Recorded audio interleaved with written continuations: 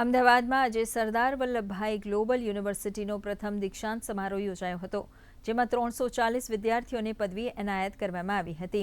અહીં MBA, MCA અને માસ કમ્યુનિકેશનના વિદ્યાર્થીઓને ડિગ્રી અને મેડલ આપીને સન્માનિત કરવામાં આવ્યા હતા. ટોચના 3 વિદ્યાર્થીઓને ગોલ્ડ મેડલ એનાયત કરવામાં આવ્યા હતા.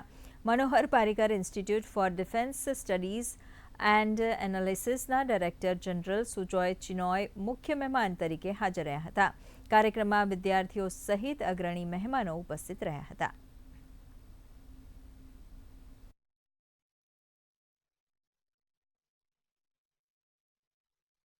ये सरदार वल्लभ भाई ग्लोबल यूनिवर्सिटी ये पावरिंग योर पोटेंशियल के एम पे खड़ी है। दूसरी बात, आज हम 340 बच्चों को पोस्ट ग्रेजुएट डिग्री एनायत करने जा रहे हैं और ये 340 में MBA प्रोग्राम्स के बच्चे हैं, MCA प्रोग्राम्स के बच्चे हैं और जर्नलिज्म एंड मास कम्युनिकेशन के भी हमारे स्टूडेंट्स रहे हैं।